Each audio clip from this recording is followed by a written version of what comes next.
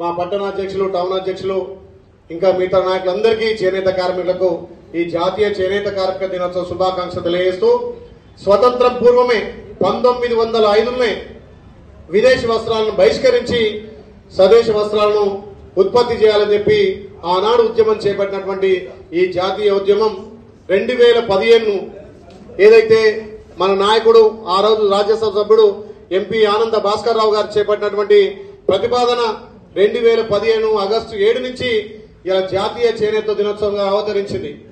ఆ రోజు నుంచి ఒక పండుగ వాతావరణంగా చేనేత కార్మికుల సమస్యల పట్ల గాని, చేనేత కార్మికులు చేసినటువంటి ఈ వస్త్ర సంపదను జీఎస్టీ లేకుండా ఈ కేంద్రం చేసినటువంటి జీఎస్టీని కూడా రద్దు చేయాలని పోరాటం ఇప్పటికి కూడా కొనసాగుతుంది. కాబట్టి తప్పకుండా జీఎస్టీని రద్దు చేయడానికి మన కేంద్రం నుంచి, రాష్ట్రం నుంచి ప్రతిపాదనలు పంపి ఏదైతే చేనేత కార్మికులను అన్ని విధాలా ఆదుకోవాలి. గత ప్రభుత్వాలు ఏమున్నా సిద్దిపేట, సిరిసిల్ల, గజ్వెల్కే ప్యాకేజీని తప్ప మన ఈ ప్రాంతంలో మొండి చేసి చూపించినాయి. దానికోసం మన గౌరవ ముఖ్యమంత్రి కూడా చేనేత కార్మికులకు పెద్దపీట వేయాలని, ఏదైతే బతుకమ్మ చీరల పేరు ఉన్నటువంటి 150 కోట్లను కూడా మన ప్రభుత్వం రాగానే విడుదల చేసి చేనేత కార్మికులకు ఆదుకున్నది మన ప్రభుత్వం. నిజంగా మన ప్రాంతం నుంచి ఒక పద్మశ్రీ అవార్డు వచ్చిందంటే ఈ ఆలేరు ప్రాంతం కాదు, తెలంగాణకే వన్నె తెచ్చినటువంటి మన మల్లేశన్న నిజంగా మన ఆలేరుకు ఒక ఆనిముత్యంగా మన గౌరవాన్ని పెంచి ఆలేరు ప్రఖ్యాతి చేసింది. కాబట్టి ఇలాంటి వాళ్లకు మన ప్రభుత్వం ప్రోత్సహించాలి. నిజంగా ఎంత అద్భుతం అంటే 6 గజాల చీరను అగ్గిపెట్టెలో తయారు చేసినటువంటి కళాకారులు మన చేనేత కళాకారులు. మరి ఇలాంటి వాళ్లకు ప్రభుత్వం ప్రోత్సహించాలి. ఇలాంటి వాళ్లకు సిద్దిపేట, సిరిసిల్ల, గజ్వేల్కి ఇచ్చినటువంటి ప్యాకేజీలు మనం కొట్లాడి తెచ్చుకోవాలి. ఆ రోజుల్లో ఆ ప్రభుత్వాలు మనం విస్మరించినాయి. చేనేత కార్మికుడు ఈ చేనేత తప్ప వేరే పనికి పోలేని పరిస్థితి. చేనేత కార్మికులకు ప్రభుత్వం అండగా ఉండాలనే ఉద్దేశంతో వాళ్ళ మొండి బకాయిలు ఉండొద్దని చెప్పి మన గౌరవ ముఖ్యమంత్రి మొన్ననే 150 కోట్లు ఇలా విడుదల చేసిండు. అదేవిధంగా స్కూళ్ల యూనిఫామ్ గాని, ఏదైనా వస్త్ర పరిశ్రమ గాని ఏ మండలంలో ఆ మండలనే తయారు చేసి వాళ్ళకి ఎక్కువ కూడా ఉపాధి కల్పేటట్టుగా చేసిండు. కాబట్టి ఇంకా మీ సమస్యల పట్ల గౌరవ ముఖ్యమంత్రి తోటి, ప్రభుత్వంతో ఖచ్చితంగా చర్చించి చేనేత కార్మికులు ఉన్నటువంటి డిమాండ్ గాని, వాళ్ళ సమస్యలు గాని, ముఖ్యంగా రేపు వచ్చే ఇందిరమ్మ ఇళ్లను కూడా మీకు సపరేట్ కోటా కూడా ఇస్తానని చెప్పి ఆలేరులోనే అది అమలు చేస్తానని చెప్పి చేనేత కార్మికులకు తప్పకుండా ఇందిరమ్మ ఇల్లు ఇప్పించే బాధ్యత నేను తీసుకుంటా.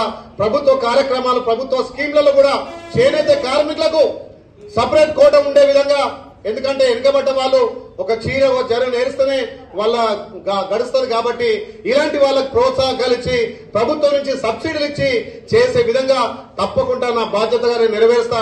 ముఖ్యంగా ఆలేరులో మొన్న జరిగినటువంటి ఎమ్మెల్యే ఎలక్షన్లు కావచ్చు, ఎంపీ ఎలక్షన్లు కావచ్చు, కాంగ్రెస్ పార్టీ మీద మక్కువతోటి మా బిడ్డ గెలిస్తే మా సమస్యలు పరిష్కారం అయితే అని చెప్పి నమ్మకంతో నా చేనేత కార్మికులు, పద్మశాలి సోదరులు 100% నన్ను దీవించారు. కాబట్టి ఇవాళ మీ ముందు మీ బిడ్డగా మీ సమస్యల పట్ల మాట్లాడతానని చెప్పి అసెంబ్లీలో కూడా చేనేత కార్మికుల కోసం చర్చించి గౌరవ ముఖ్యమంత్రి తోటి మీకు వచ్చేటివన్నీ కూడా నేను త్వరగా దాన్ని సాధిస్తానని చెప్పి మాటిస్తూ, ఎందుకంటే హెడ్ క్వార్టర్ లో కలెక్టర్ ఆఫీస్ లో సమావేశం ఉంది కాబట్టి ఇంకా ఎక్కువసేపు మాట్లాడలేకపోతున్నాం.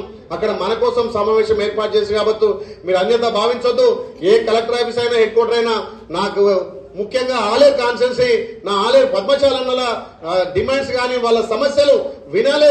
ఈ జాతీయ దినోత్సవ సందర్భంగా ఒక పండుగ వాతావరణం జరుపుకోవాలని చెప్పి ఇదే ముఖ్యమని చెప్పి అక్కడ ఉన్నా గానీ ఇక్కడ వచ్చి మీ అందరితో పాల్గొన్న మళ్ళొక్కసారి మీ సమస్యల పట్ల, అదే నా పెద్దలు 4-5 సమస్యలు ఇచ్చారు, వాటన్నిటి మీద దృష్టి పెట్టి ఈ పద్మశాలి చేనేత కార్మికుల సమస్యల మీద ఎప్పటికప్పుడు నేను పరిశీలిసి ఆలేరులో చేనేత కార్మికులకు అండ ఉంటారని తెలియజేస్తూ మీరు అందరి దగ్గర సెలవు తీసుకుంటున్నా.